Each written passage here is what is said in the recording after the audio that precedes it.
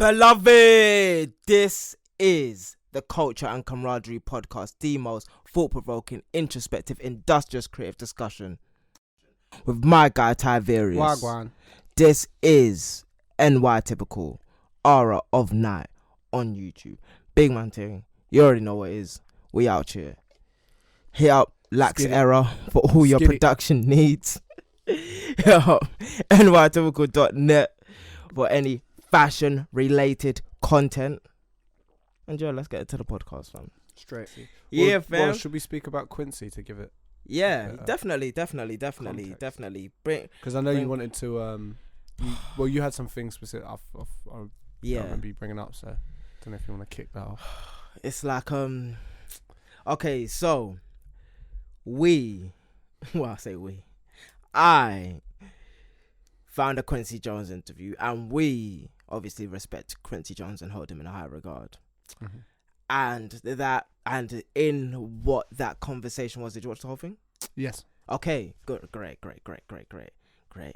That means a lot.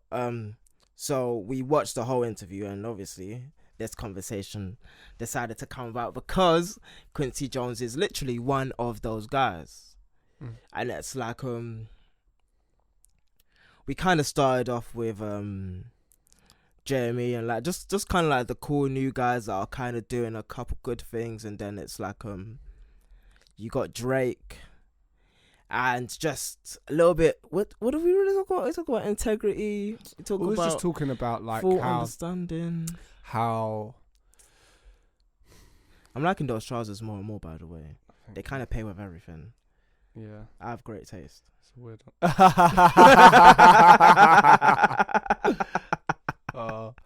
Yeah. I consulted him before I bought it. So he's just purchasing. Oh, you didn't need to say that, fam. Nah, I'm sorry. I gotta do it. I ain't gonna hide behind a little bit of the microphone, the podcast. Say it on my chest. What? Mad battle, fam. Anyway, wait, what's that? Oh, Jung. All right. I'm getting philosophical, man. Damn, boy. Man's wearing glasses, but he's got 20/20 vision. So yeah, what were you saying about Quincy Jones again? Oh yeah, just have a conversation we were having. Yeah, just have because we was kind of like before we was went into this podcast, we was just having a conversation about like JME, Andrew Schultz, which I'll probably touch on a little bit more for some context. Channel that more. Drake, the whole Drake interview, and we was just sort of like, and then eventually, because we didn't get to speak about Quincy Jones in the last podcast, but we thought it fit into this one really well, is like all the things that are happening throughout someone's career that ultimately culminate in what their legacy is. Definitely. And how much someone thinks about that. And I think someone like Drake is an interesting one, because I think why he's reached the pinnacle that he has is because of that thought about legacy. But I think there's layers, and obviously with Quincy Jones it's a completely different time, it's a completely different era. Like he was rolling with people like Frank Sinatra like it was normal, people like Marlon Brando like it was normal. Those were the heavyweights of his era, you know what I mean? They were coming to him like, yes, like any name. Who was it? Michael Jackson. Michael Jackson. Oh my gosh, you know what I mean? Like that was his protege. That was his protege. Michael Jackson was this guy's protege. Like, if you can even begin to fathom that idea, you know? And it was just normal. And do you know what? Do you know one other thing that I noticed in the interview, what was so great about it is it was so humbling. He was so humble in the way, like obviously you can tell in the confidence, but even just the way he talked about everyone he worked with. Come on, man. You know what I mean? Yeah, the way he would talk about everyone, and like him holding people like Frank and Marlon Brando in high regard, and the way he explained the level that their crafts were at. Yeah, they were he was considerate with like giving them props, their credit. Wow, it was an interview about his credit within the industry, and like that just shows a lot of character to be like because obviously Quincy Jones is hailed, but not really in our generation, but when you know about music and when you care about music properly in the highest way. And obviously, like, I have this weird relationship with music where I said I wasn't going to make it, but for some reason I'm just so engrossed in it now that is like it's just to a ridiculous level. Like I can't even front it. Like the way I care about music is ridiculous. Like, not to talk about my personal business, but I was speaking to this one young lady the other day, and I was just like ringing off names, innit? Like names that I feel like people just know, sort of thing. And then it's like, and then like before that, you ring off names, and it's like, is this an age thing? And then I'm like, whoa. And now it's like, I don't know music fully because there's just too much music out there. And like, because I look to the past so much, I can't see what's happening right now. But obviously I still see the heavy hitters and the people that are bubbling. But just knowing what happened that particular era, whereby it was like the 60s, 70s and 80s, and then like just to throw Eddie Murphy's name in the ring, like, because he was just recently on SNL and that, and like he's coming back to stand up and all of these cool things. It's just that era was just so wild. Like any name that came out of Quincy Jones' mouth just was like, it's mad, isn't it? Like just the people that he was tied with, like he was tied to greatness in a different way. He basically curated an era. If that's hyperbole, that's cool. But like, he's one of those people that I just look at and I'm like, raw, you were there then in all that. That's the maddest thing. He's 80, so wait, how long ago would he have doesn't even seem that old. When you deep everything that he's done and the amount of people that he name dropped that are dead now, bro, it feels like he's time traveling. I really hope I don't get this wrong, because like he was playing the horn the same time as John Coltrane. That's mad. And I'm he like, knew Miles Davis. He was there making tunes. He was making tunes with Miles Davis, bruv, the king himself. And I like, obviously John Coltrane, like, you know, I have this affinity with geniuses and whatnot, but Miles Davis is like the jazz king, and then you got James Brown's name in there, and it's like, oh, it's crazy. Literally. It's mad to think how he's outlived so many of those guys. That must be so and mad. He can tell the stories. But this is what I'm saying, because to bring it back to what we're kind of talking about, it's like the way that he views legacy. You see how, because this is what the interesting thing about is with Drake. He said, like, he did openly say he was like a lot of this looks more architected than it is. He's like, I've got someone watching over me and someone up there loves me. Yeah. So don't get it twisted. Like, obviously there is a level of skill and aptitude for us to get to this point, but I'm blessed.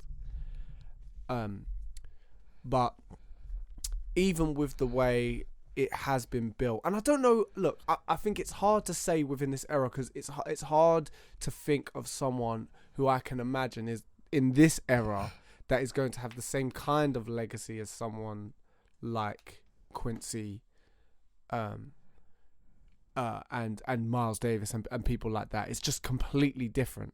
So to say it's going to be the same, but there was just I think I can open. There was just like I don't know what it was. There was just a craft in the way in which he approached everything. Like, he was just this composer who had visions for everything he done and everyone he worked with. Like, man was scoring movies with, what's it called?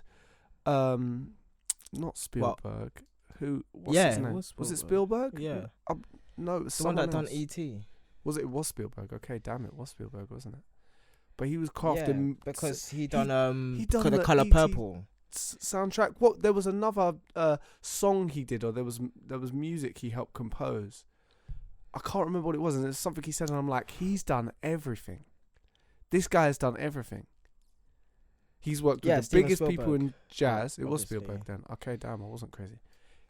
Yeah, Spielberg.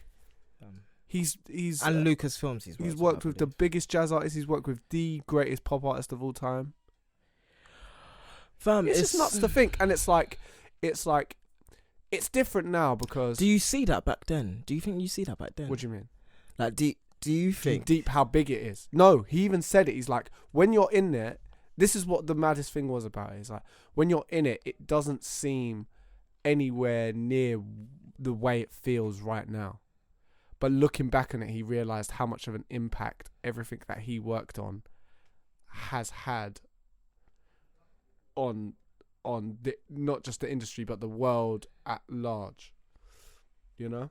Yeah, it's like cause obviously like to contextualize it to our times, like a lot of people are recording themselves now, innit? Like we have heavy people in podcasts, people heavy in podcasts, or like people are doing YouTube and, you know, basically all the stuff that you do if like you just want to be a creative by yourself, innit? But when it comes to the angle of posterity, which is kind of something that I always want to keep in tune in this podcast and like just drop gems of like the way I'm living life in the moment as we record. I really just I just think a lot about what is actually going to be going on. And I don't know whether that makes sense, but it's like we're all recording ourselves, but we don't necessarily know like who's just gonna shoot away. Like I can want the best for everybody, but it's like, what is our names going to mean in 2060? And like, what are you going to have to do to make yourself mean something then? And without thinking too much about the future, what are you doing today to just like engage? Seeds, isn't it? Yeah, like are you even engaging in today? Like, it's all well and good like doing posterity and then recording yourself and just like documenting stuff, but what are you doing? What is the actual substance? Yeah, more than just the recording. Like, what are you recording for? Like, outside of the podcast, and like this was obviously one of the founding principles of the podcast. It's like, this can't be our only thing. Like, this is probably the last thing on our menus when we think about all the things we're gonna do in a week.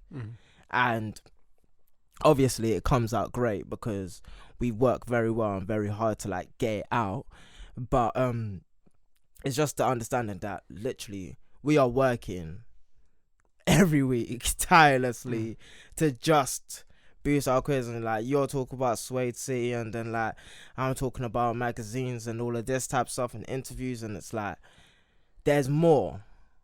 And it's like just the type of stuff that we're engaging in, it's like it's the wildest section of life right now that we're living in, because this is the cusp of greatness, to put it in like the most, and I don't even just think obviously in art cursive terms. Yeah, like, I don't even just think in art. I think in science. I think it's this next literally 5 to 10 years. Yes. Everyone's expectations of what's. Do you know when you hear people that? Because this is that same thing. It's like, it is so interesting. It's like, we've got 50 years. We got like, you know what I mean? Like, I'm like, it's not a long time in the grand scheme. It's not.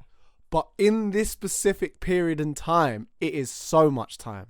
There's so much that can happen. And by that, I don't mean it's so much time, but I mean, there is so much that can happen within the next decade. The people that are now just coming into school, discovering science and physics and biology and chemistry, mathematics, tech. Like, you know what I mean? Coding, it's just mad. Business. Like, the business minds that are going to be here in the next 10 years. It's just, you know what I mean? It's just starting their careers, but still making waves and still innovating and bringing new, fresh ideas. Bruh. It's like I think as much as we overestimate the health of the world and where it's at, the health of the economy to a certain extent, because we're in the West. You know what I mean? Yeah, but it's like a lot of people. We got to not underestimate as well the potential. What's the word, like is it nihilism? Nihilism, yeah. Like, just nihilistic. yeah, like people are just like perception. the world is gonna end, like, and it's giving you that sense of urgency, and they compound different bites of information to make it seem like, yo, we need to do this. We all need to be vegan. We all need. It's been like this since the beginning of civilization, beginning of society, and that is, man. You know what I mean? I stole my punchline, but it's like, I was a bit. Oh, sorry, bro. No, but literally, it's like that's like. But you're right. It's a lot of us like because this goes back like, and I didn't even know this was gonna be like one of my biggest articles, but like you got the arrogance of the Bachelor and like the culture of the 20s. They kind of jar against one another, innit? Mm. And like Black Renaissance as well is like kind of on the same the same brand as culture of the 20s. But yeah, like the arrogance of the Bachelor is like, when you're so new to the internet and you're just so new to like just finding information, and like people you're speaking to doesn't have the same information that you're getting, so the people with the information or the people that held the information no longer just like bogart it. It's like everybody kind of can get it, so it makes it harder for us to even, and everyone wants to break a story basically. So when you have all of those facts together, it's like, yo, like, wait, chill. It's like, be an anthropologist for a second and just look at the different sections and subsections of civilizations and understand there's always been that person that says the world's going to end. There's always been that person that says the economy is going to crash. There's always that person saying the church is this, the church is that. There's always that person saying there's a tyrant, there's a tycoon, there's always those storylines that are just like running parallels.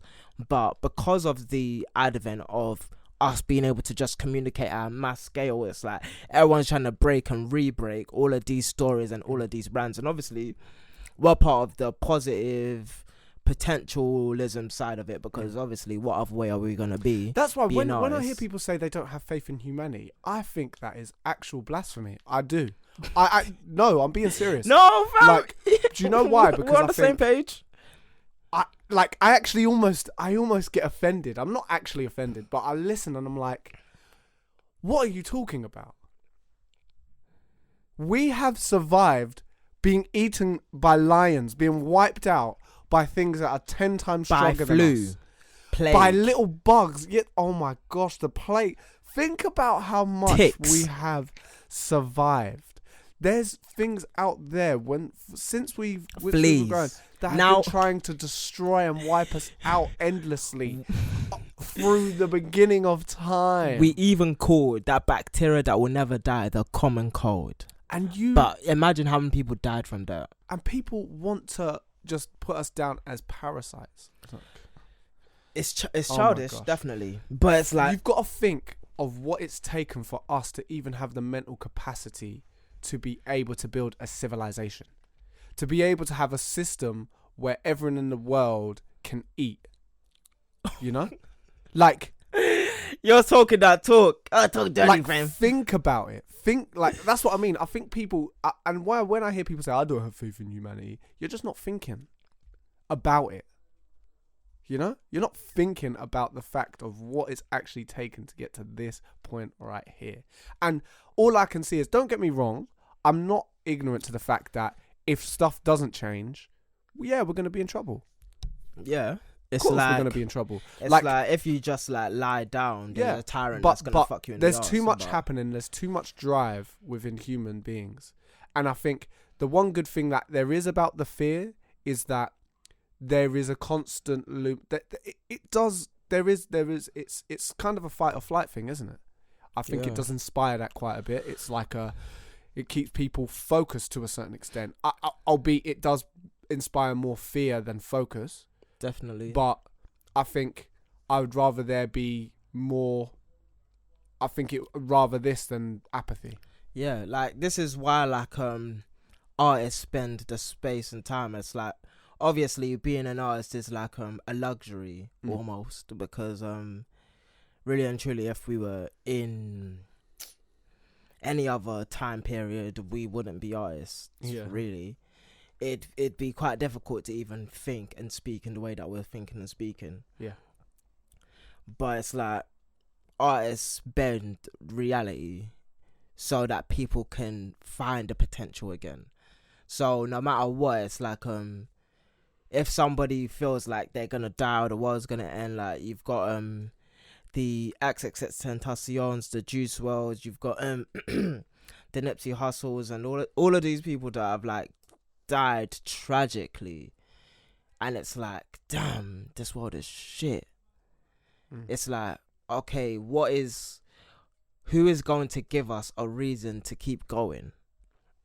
And it's like, and this is the weird thing, like going back to Drake a little bit, it's like Drake doesn't inspire that in me as an artist. He doesn't inspire me to keep going. He doesn't inspire me to, like, Kanye West is probably, I wouldn't say the only, but he's like the main artist like right now that I can say for certain. He still inspires like kids. I'm talking about 18, 17, 16-year-olds to this day to be better and like to just bend your reality to your will. Because if there is anything that Kanye West does, he helps kids do that.